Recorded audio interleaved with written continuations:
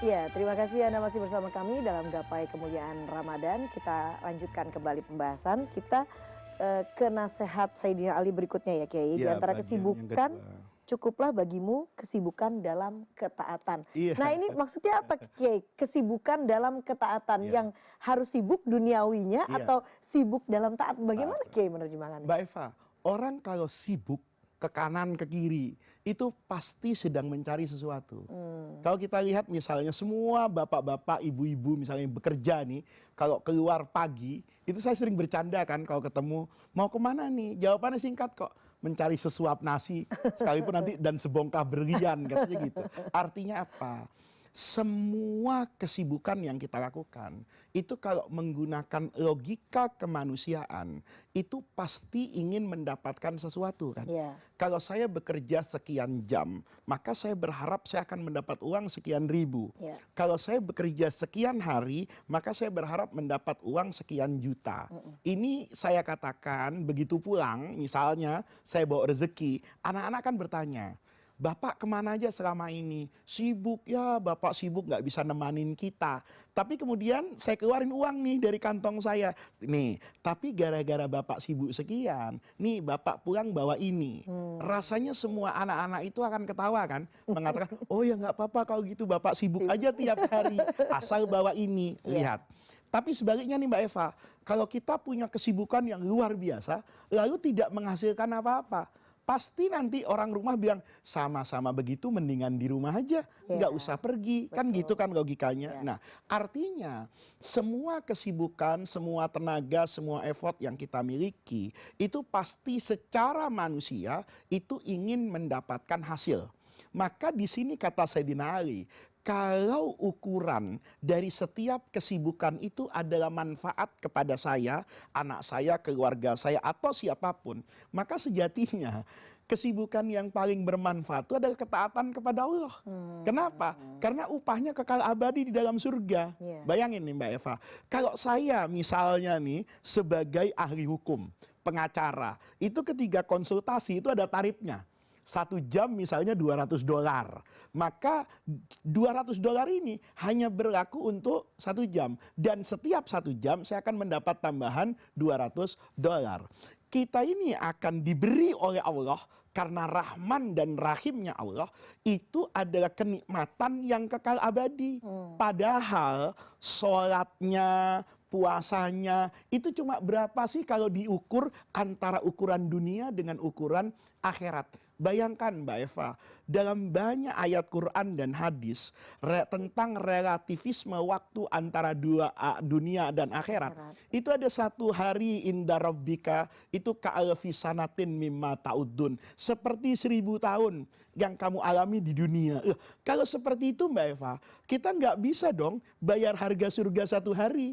Bayangin, kalau Anda mau 1 hari di surga, maka kompensasinya Anda harus hidup selama 1000 tahun. Iya. 1000 tahun tuh nggak ada maksiatnya. Iya. Sholat terus, puasa terus, dari mana? Iya, iya, Maka iya. di sini kata Sayyidina Ali, kalau sama-sama harus memilih kesibukan, maka seharusnya kesibukan itu berupa ketaatan kepada Allah.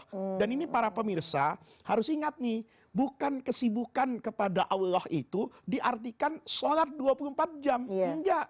Karena perintah Allah itu kan banyak. Iya. Ya, saya sebagai muslim itu diperintah oleh Allah untuk sholat. Mbak Eva sebagai muslimah itu diperintah oleh Allah untuk taat puasa Ramadan. Tapi Mbak Eva sebagai seorang ibu itu diperintah untuk mendidik anaknya. Pertanyaannya, pendidikan itu butuh biaya enggak? Iya. Logiknya butuh biaya. Betul. Saya sebagai kepala rumah tangga itu diperintah loh oleh Quran untuk apa? Ngasih nafkah. Artinya apa? Ketentraman, kebutuhan lahiriah dan batiniah. Itu harus saya wujudkan pakai apa Mbak Eva? Pakai uang. Maka ketika saya bekerja tetapi niatnya taat kepada Allah, itu juga bagian dari apa ini? Ketaatan. Tetapi kalau saya kerja, saya kerja hanya ingin dikatakan orang kaya, menumpuk harta, itu keluar lagi nanti dari konteks ketaatan. Tetapi semua aktivitas yang kita katakan inna sholati wa nusuki wa mahyaya wa mamati, saya gapai kemuliaan ini Mbak Eva, Ya bisa masuk surga, bisa nggak dapat apa-apa, bisa masuk neraka kan. Kapan ini dikatakan ketaatan kepada Allah? Kalau saya menjadikan gapai kemuliaan dan CNN ini sebagai sarana kan untuk menyampaikan apa yang dahulu disampaikan oleh Rasulullah kepada para sahabat, tabiin, ulama. Karena saya dulu ngaji di pesantren, maka saya merasa ini bagian dari sarana. Maka gapai kemuliaan ini yang kelihatannya duniawi, itu ketika niatnya benar menjadi ketaatan. Nah, kalau sudah ketaatan nih Mbak Eva, nanti upah saya itu nggak cuma transferan dari CNN ke rekening saya, tapi ada yang Allah simpan rekening saya di dalam apa ini? Surga. Maka alangkah ruginya kalau saya tampil di CNN itu hanya berharap apa yang bisa saya ambil dari popularitas di depan manusia, dari uang yang bisa saya serahkan kepada istri saya, kalau dibanding motivasi ini semua karena Allah dan janji Allah dengan surganya. Baik, artinya bukan ketaatan itu bukan meninggalkan semua aktivitas dunia ya Kiai ya, tapi justru itu sebagai salah satu cara untuk mendapatkan itu ketaatan. secara umum, secara khususnya baru Mbak Eva dipersempit. Kalau harus memilih nih antara bekerja dengan puasa nih. Ya, kalau saya bekerja ndak bisa puasa, tiba-tiba saya mengatakan ya sudah, kalau gitu saya puasa aja. Walaupun saya tidak bekerja, nggak punya uang, tapi saya mampu. Nanti buka puasa, undangan di masjid aja, ya datang ke masjid. Itu dikatakan itu kenikmatan yang sejati. Daripada kamu makan hari ini, nanti di akhirat kamu tidak makan lagi di neraka, kan lebih baik tidak makan hari ini, tapi makan di akhirat. Itu juga bisa diartikan seperti itu. Tetapi saya hanya ingin mengingatkan bahwa konsep ketaatan di dalam agama itu adalah semua aktivitas duniawi manusia yang dibarengi dengan niatan yang baik, aturan agama yang diindahkan, tujuan yang benar, ini menjadi satu kesatuan ketaatan kepada Allah. Nah, bagaimana caranya seorang mukminin untuk bisa menjadikan ketaatan itu sebagai kebiasaan sehari-hari dan tidak merasa terbebani akhirnya Kiai? Ya apa-apa itu dijadikan kebiasaan. Dijadikan sebagai sesuatu yang memang kebiasaan dia sebagai hamba kepada Allah. Misalnya ya, kita ini Mbak Eva oleh Allah, oleh Nabi, itu sering banget loh diingatkan. Semua perkara yang kamu lakukan, itu jangan lupa baca bismillah. Nih, orang seakan-akan meremehkan hal ini Mbak Eva. Kan kita kalau diingetin, baca bismillah, udah tahu, saya udah tua, masih diingetin juga. Padahal lupa dia. Ketika dia mengucapkan bismillah, itu kan sedang memberi warna Islam, warna agama kepada aktivitas dia. Kayak misalnya gini Mbak Eva, orang kalau lagi kampanye, ya itu kan selalu mengatasnamakan rakyat. Nah, karena ketika dia mengatasnamakan rakyat, dia pasti punya kekuatan. Ya, saya ini atas nama rakyat Indonesia menuntut kepada pemerintah. Itu kok ceramah kayak gitu di atas mimbar, tepuk tangan orang. Kenapa? Atas nama rakyat Indonesia.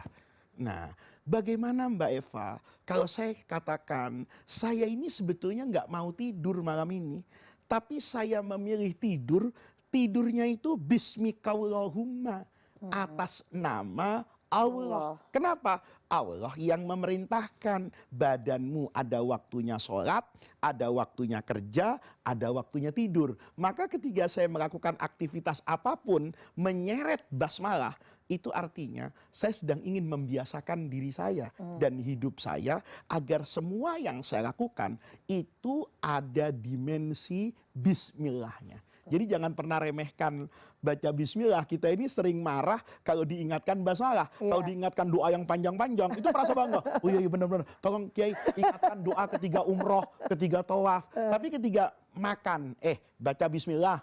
Itu kadang-kadang kita yang sudah tua ini, itu merasa sombong. Tahu saya ini bapakmu, anak kadang-kadang ingetin kan, Abi nggak baca bismillah gitu kan. Nah, padahal membaca bismillah itu sedang dalam rangka memberi warna ketaatan dan keislaman pada semua aktivitas yang kita lakukan. Baiklah, baiklah. Kiai, kita akan break lagi, kita akan lanjutkan di nasihat berikutnya Kiai tentang perkara kematian ya Kiai ya. Jangan kemana-mana, Gapai Kemuliaan Ramadan akan segera kembali sesaat lagi.